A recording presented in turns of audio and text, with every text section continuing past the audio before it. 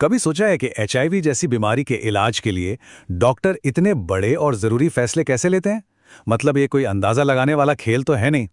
तो आज हम उसी गाइड बुक के पन्ने पलटेंगे जिसका डॉक्टर इस्तेमाल करते हैं और जानेंगे कि कैसे साइंस उनके हर कदम पर उन्हें रास्ता दिखाती है। और देखिए, ये कोई ऐसी वैसी गाइड नहीं है। ये सीधे सीधे यूनाइटेड स्टेट्स के department of health and human services और एनआईएच से आती है। मतलब ये डॉक्टरों के लिए एक भरोसेमंद जरिया है। तो चलिए सीधे मुद्दे पर आते हैं।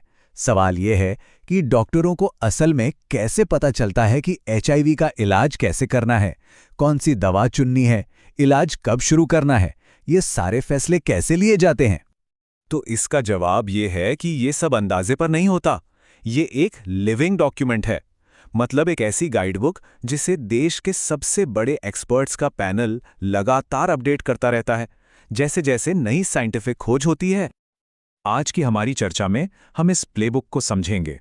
एंटी रेट्रोवायरल थेरेपी यानी एआरटी शुरू करने के बारे में जानेंगे। फिर देखेंगे कि इलाज को हर मरीज के हिसाब से कैसे बदला जाता है। दवा से आगे बढ़कर देखभाल पर भी बात करेंगे और आखिर में एचआईवी केयर के भविष्य पर एक नज़र डालेंगे।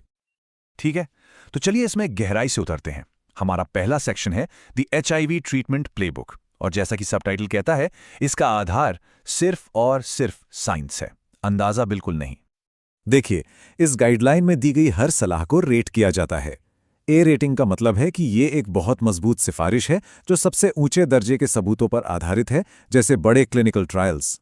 वहीं सी रेटिंग का मतलब है कि ये सलाह एक्सपर्ट्स की राय पर आधारित है। इससे ये पक्का होता है कि हर फैसला सबूतों की बुनियाद पर ही लिया जाए। चलिए अब आगे बढ़ते हैं और देखते हैं कि ये सब काम कैसे करता है।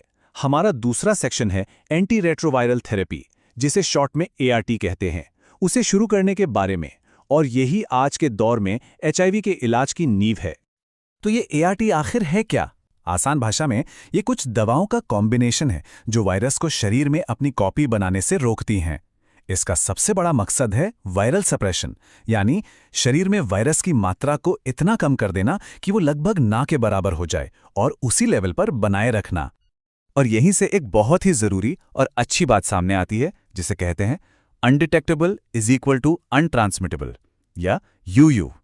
इसका मतलब है कि जब इलाज से वायरस का लेवल इतना कम हो जाता है कि टेस्ट में भी पकड़ में नहीं आता, तो वो इंसान यौन संपर्क के जरिए किसी दूसरे को एचआईवी नहीं फैला सकता। ये समझने के लिए कि डॉक्टर दवा कैसे चुनते हैं, चलिए टीएएफ और टीडीएफ का उदाहरण देखते हैं। ये दो दवाएं हैं। टीएएफ हड्डियों और किडनी के लिए ज्यादा सुरक्षित मानी जाती है, वहीं टीडीएफ लिपिड लेवल को कम रखने में मदद कर सकती है और इसके जेनेटिक वर्जन भी मौजूद हैं जो सस्ते हो सकते हैं। डॉक्टर हर मरीज की सेहत को देखकर इन सब बातों पर गौर करते हैं।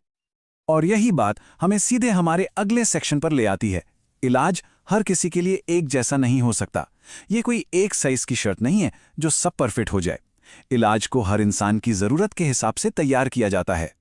डॉक्टर किसी की पूरी हेल्थ प्रोफाइल देखते हैं, जैसे क्या कोई और बीमारी है, जैसे किडनी या दिल की कोई समस्या, क्या कोई और दवा चल रही है, क्या वो इंसान भविष्य में प्रेगनेंसी की प्लानिंग कर रहा है, और सबसे जरूरी, क्या वायरस पहले से ही कुछ दवाओं के खिलाफ रेजिस्टेंट तो नहीं हो गया है। इसका एक बहुत अच्छा उदाहरण है एबाकिवेर नाम की एक दवा शुरू करने से पहले HLA-B5701 नाम का एक जेनेटिक टेस्ट कराने की सलाह दी जाती है। पता है क्यों? क्योंकि ये छोटा सा टेस्ट एक बहुत गंभीर एलर्जिक रिएक्शन होने से रोक सकता है। ये पर्सनलाइज्ड मेडिसिन का एक बेहतरीन उदाहरण है। और जब मामला थोड़ा पेचीदा हो जाता है तो स्पेशलिस्ट की राय बहुत जरूरी हो जाती है। गाइडलाइंस में साफ लिखा है कि अगर किसी व्यक्ति का वायरस पहले से ही 2 या उससे ज्यादा तरह की दवाओं के प्रति रेजिस्टेंट हो चुका है, तो इलाज बदलने से पहले एचआईवी स्पेशलिस्ट से सलाह लेना जरूरी है। लेकिन एक असरदार इलाज का मतलब सिर्फ गोलियां देना नहीं होता।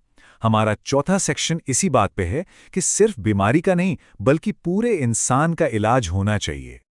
जरा इस चौंकाने वाले आंकड़े पर गौर कीजिए।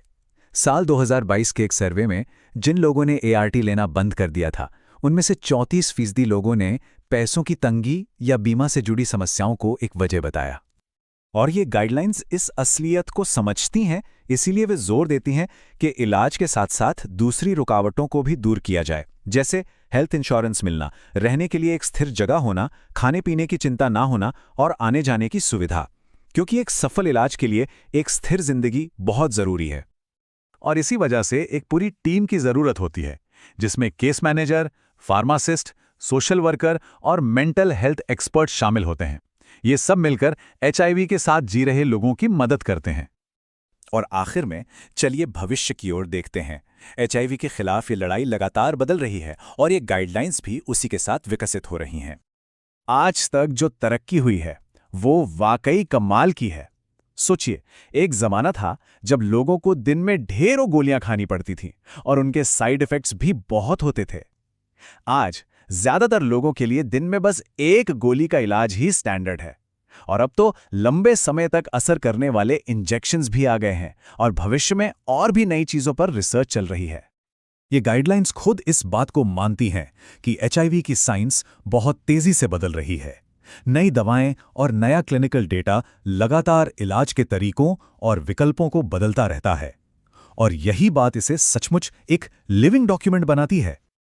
तो ये गाइडलाइंस आज की साइंस का सबसे बेहतर रूप हैं। लेकिन ये सोचने वाली बात है कि आज से 10 साल बाद एचआईवी के इलाज की ये प्लेबुक कैसी दिखेगी।